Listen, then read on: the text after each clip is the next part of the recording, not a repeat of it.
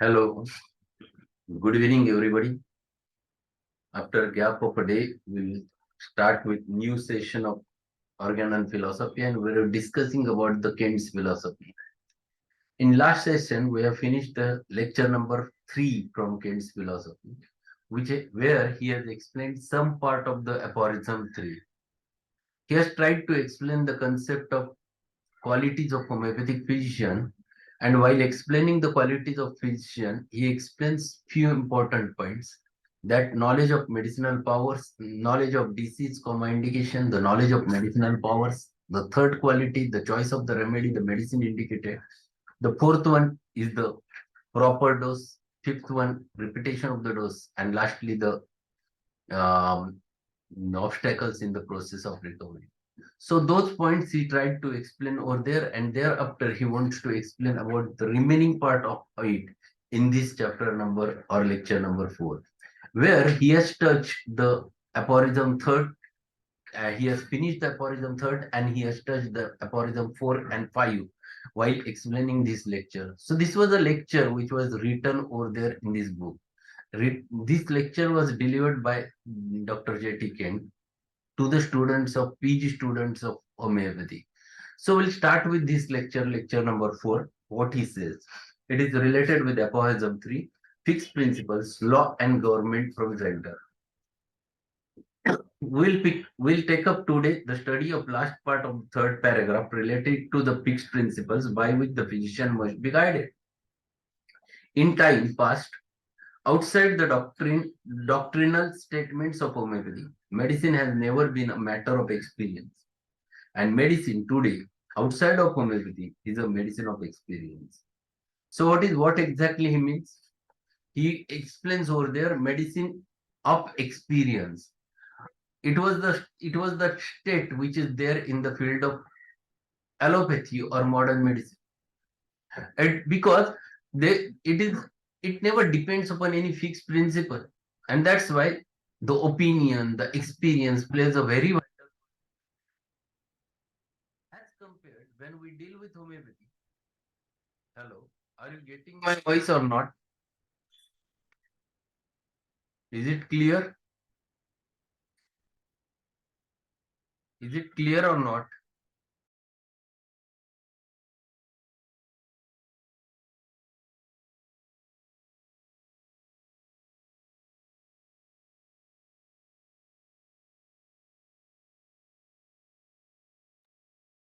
Hello, are you getting my voice? Is it clear? Now, Yes, it sir. yes. There is little bit problem with the connections, so that's why there was a disconnection in between. Okay, so what he was discussing, that allopathy is the medicine of experience. It is not a medicine of principles, doctrines. Whereas when we talk about the homeopathy, it is the medicine not only of experience, but medicine which is based upon fixed principles. So this is the specific difference between two paths. Here the doctrines are so clear, there is no need to have experience only. Now, in order that the mind may be open to receive the doctrines, it is necessary that the exact and proper position of experience should be realized. If the true conception of law and doctrine, order and government prevailed in man's mind, he would not be forever hatching out theories, as they would not be necessary.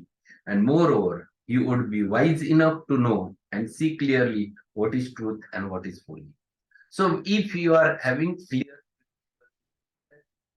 if you have exactly the principles, if you have exactly the thoughts regarding the homeopathic principles, then definitely, No sound, sir.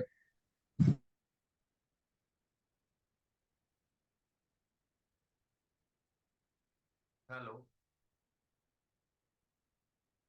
hello,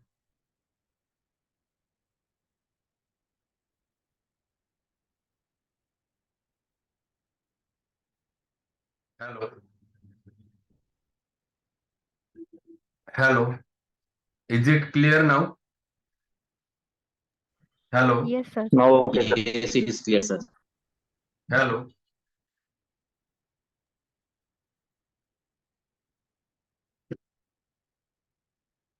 See, is it clear now or is it more clear? What do you feel? Yes, sir. अभी clear है, sir. Abhi clear hai? Okay. So whenever the doctrines are clear in your mind, the laws are clear in your mind, then there is no question about the theories. You don't have to depend upon any theories. You don't want to take a opinion because your concepts are clear when the if you are applying the laws, if you are applying the doctrines, your concepts are thoroughly clear because you know what will going to happen, how you will going to react, how the patient will going to react, because you know the remedies which are proved on healthy human being. So everything is clear in your mind, and that's why our remedies are more reliable than any other. The reliability is so much because they are proved on healthy human being, because we prescribe on the basis of specific doctrines and specific laws. So no question of opinion comes or no question of experience comes. Experience has a piece in experience has a place in science, but only a confirmatory place. It can only confirm that which has been discovered through the principle or law guiding in proper direction. Experience leads to no discoveries. But when man is fully indoctrinated in principle, that which he observes by experience may confirm the things that are consistent with law. One who has no doctrines, no truth, no law, who doesn't rely upon law for everything, imagines he discovers by experience. So there are two important things. In homeopathy, there is no question of such discoveries because we are prescribing on the basis of very rigid, confirmed principles. It never matters, experience never matters, but application matters. If you are using the doctrines, if you are using the laws, then definitely it works. There is no question of experience matters at that time. But things are rather different in different paths. One who has no doctrines, no truth, no law, who does not rely upon law of everything, imagines he discovers by experience. Out of his experience, he will undertake to invent, and his inventions run in every conceivable direction.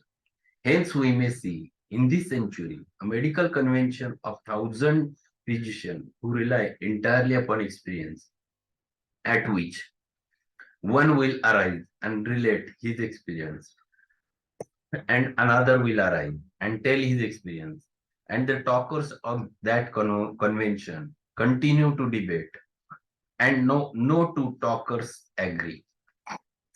This is the question arises when you discuss only on the experience.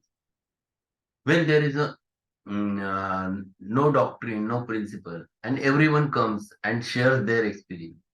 There are big medical conferences happens where they talks about all those things. And when they talks about those things, those are nothing but the experiences they talk. No two people agrees with one another because that is their opinion. It is not based upon anything specific. Just a minute.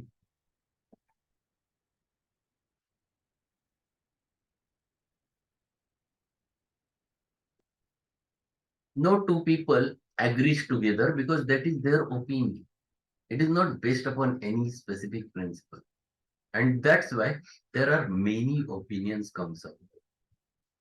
When they have finished, they compare their experiences, and that which they settle upon, they call science, no matter how far they may be from the truth. So after a lot of debate, then they decide this is truth, this is science. After some time, in next conference, something comes out again, then decides that old science is now no more science, new is science. Next year they come back and they have different ideas, have had different experiences, and then they vote out what they hated in before. This is the medicine of experience. And this is what the medicine of experience as explained by Hannibal. This happens in allopathy, not in homeopathy. They confirm nothing but make from experience series of invention and theory. This is the wrong direction. So what he is saying, this method is wrong. This is not the way. If you don't have a principle, if you don't have a doctrine, it is wrong. The science of medicine must be built upon true foundation. So what is it? If you want to make a science, it should be based upon true foundation. There should be fixed principles.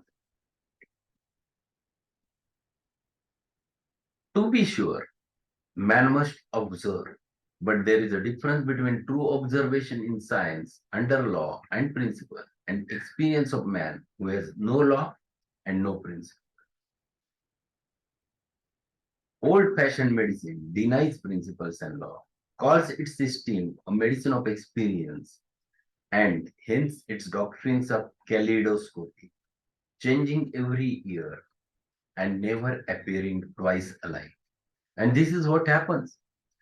Hahnemann, that's why labeled them by the name of kaleidoscopic experience. Kaleidoscope is the scope where if you turn it every time a new figure comes out, new design comes out. Allopathic science every time comes out with new ideas, and those are ideas. Those are opinions. Those are theories. No fixed rigid principle. And that's why, and to which they label this is science. Hahnemann criticized this aspect of allopathic science, and this is not a science. This is opinion. This is called as medicine of experience, and he, under the name of medicine of experience, he criticized the allopathy. So if there are any students who are present in this session, if there is a question on medicine of experience, short note, you have to write about the allopathy, medicine of experience, because it is based upon allopathy, not upon the homeopathy. So it is totally medicine of experience. So everyone counts the experience and not the rigid laws. Let me again impress the necessity of knowing something about the internal government of man in order to know how the disease develops and travels. So he says that let us discuss how the disease develops and travels. If we observe any government, the government of universe, civil government, the government of commerce, physical government, we find that there is one center that rules and controls and is supreme. The man has within him, by endowment of the divine supreme center of government, which is in the gray matter of the cerebrum and in the highest portion of the gray matter.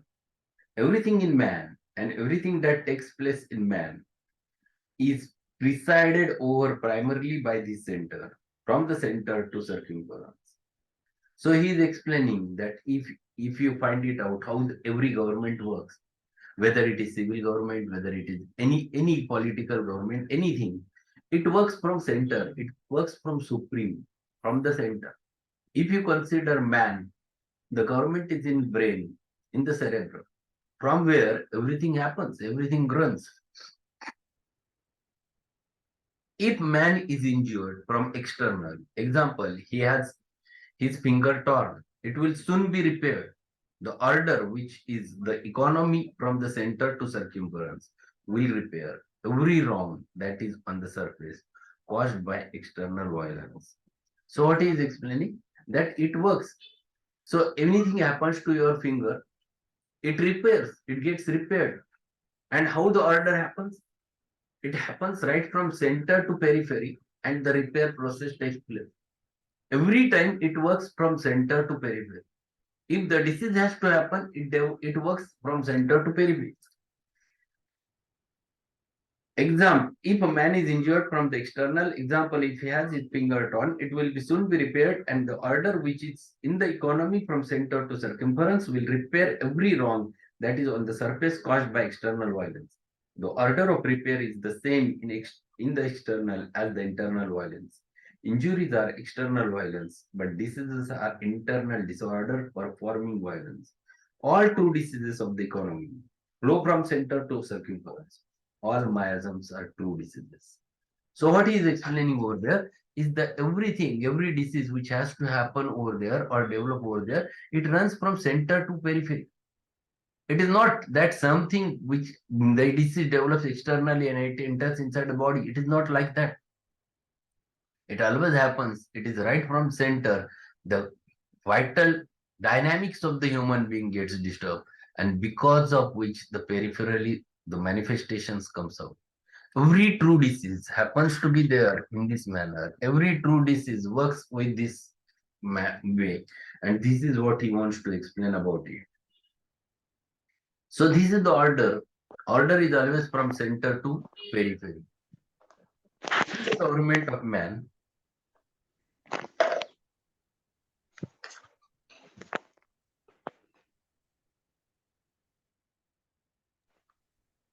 In the government of man, there is a triad, a first, second, and third, which gives direction, vice versa. The cerebrum, the cerebellum, and the spinal cord. So what he is saying? In the government of man, the first is prime importance is cerebrum, the second is cerebellum, and third is spinal cord. Or when taken more collectively or generally, the brain, spinal cord, and the nerves.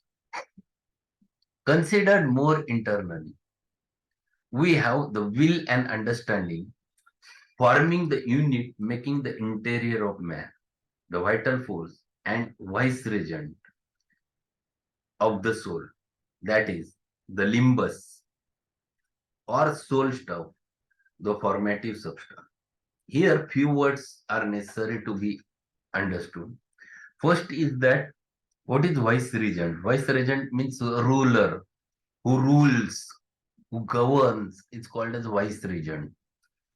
Then second word is formative. Formative substance means which gives helps to develop and form आकार देण्यासाठी मदत करणारा. Limbus is the edge or the border of a part is called as limbus. So what he says over there, he says considered more internally we have the will and understanding. Kent has given lot of importance to will and understanding because this will and understanding is the core. This will and understanding is the core, which is innermost, which is related to the vital principle, which is related to the soul, and which works, which governs, because this happens to be there in the brain, in the cerebrum, inside it, in the dynamic form. And it is the man. If it is so, then the things happens. If it is not, the things never happen. So consider more internally, we have the will and understanding forming a unit, making the interior man. What is it? Making the interior man, the vital force or vice regent of the soul, that is the limbus or soul stuff, the formative substance, which is immaterial, and then the body is material. So man is made up of two things, the immaterial inner and the immaterial external. And these are two remains together. It is not separate. The mind is separate. The dynamics is separate, and human is separate. Body is separate. It is not like so. They are one unit. The things are at the center. Will and understanding is at the center. Thus, from the innermost, the will and voluntary principle, through the limbus or a simple substance to the outermost, the actual or material substance of man, which is in every cell, we have this order of direction. So this direction is from center to periphery, from core to outside. This is too important. This runs in this direction specifically. Everything runs from the center to periphery. And this order one must understand. If we understand this concept, then we understand the disease. Then we understand how to treat, where your medicine should work. So it should work at the center. Then automatically it will work at the periphery. Thus, from the innermost, the will and voluntary principle, through the limbus or a simple substance to the outermost, the actual or material substance of man, which is in every cell, we have this order of direction. Every cell in man has its representative of the innermost, the middle, and the outermost. There is no cell in man that does not have its will and understanding, its soul stuff or limbus or simple substance or its material substance. So every cell has its own vital force. Every soul has its own simple substance, and that's why everything works in from center to periphery. So cells behaves according to the center and not by itself. And once you understand this, then you understand where to treat, where is the fault, how a disease develops. And if you understand this, then your treatment becomes clear and you can treat the patient. Disease must flow in accordance with this order because there is no inward flow. So there is no inward flow, not going from outside to inside, but it is from center to periphery. Man is protected against things flowing in from the outward towards the center. All disease flows from innermost to the outermost. Underline this sentence. All disease flows from the innermost to the outermost. And unless drug substances are prepared in a form to do this, they can neither produce nor cure disease. So if the disease happens to be there, it should be from center. It is not from outside to center. It is from center to periphery.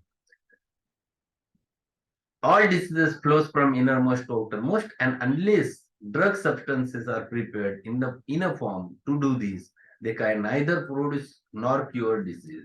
There are myosomes in universe, acute and chronic. The chronic, which have no tendency towards recovery, are three: psora, syphilis, psychosis. We shall study them later. Outside of acute and chronic myosm, there are only the results of disease to be considered. The myosomes are contagious. They flow from innermost to outermost. And while they exist in organs, yet they are imperceptible. For they cannot exist in man unless they exist in form subtle enough to operate upon the innermost of the man's physical nature. The correspondence of this innermost cannot be discovered by man's eye, by his fingers, or by any other his senses, neither can by any disease caused to be found with the microscope. Disease can only be perceived by its results, and it flows from within out, from center to circumference, from the seat of government to the outermost. Hence, cure must be from within out. So he's explaining the exact philosophy, exact thought, how the disease develops. Disease never comes from outside. Disease develops at the center. So if it develops basically at the will and understanding. If it is at fault, it works to the periphery, reflexes itself in the periphery in the form of some signs and symptoms. This is the true direction with which the every dynamic disorder develops. And this dynamic disorder, when develops expresses externally, the internal dynamic disorder cannot be visible by anything, not by eyes, not by senses, not by the touch, because it is invisible. It is at the dynamics. Only thing is visible is the only signs and symptoms or totality of the symptoms. And with the help of totality of the symptoms, you can understand the person is diseased or not. So if you understand disease always flows from center to periphery, the cause is at the center, then you have to treat the center, not the periphery. But on the what basis you will treat the center? The only thing which is there in your hand is totality of the symptom.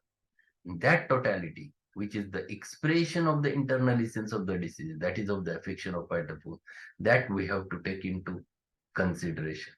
You have to match this totality with the antitype totality from your materia medica, from your crude medicine, and then you have to apply the law of similar. It's so simple. It is not just I feel this medicine will work. No, this is not, there is no question of I feel. There is no question that this happens in such manner.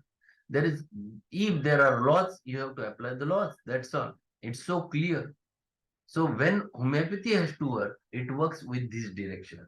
So every remedy, whenever we prescribe in homeopathy, always works in this manner, and cure also takes place in the similar manner. So I think we'll stop over here. Still, some part of this third aphorism is not yet completed. Tomorrow we'll finish that third, some part remaining of the third aphorism explained in this lecture number 4, and then the fourth and fifth aphorism which are mentioned over there in this same chapter. First, consider what Kent wants to tell. Kent tries to tell you, Kent tries to explain you exactly what Hahnemann wants to say through that. What is the importance of fixed principles? How you can apply them? How much you have to believe on them? How much you have to believe on principles than experience? All those things is taking into consideration while explaining his understanding about this third aphorism. So part of it we have finished today.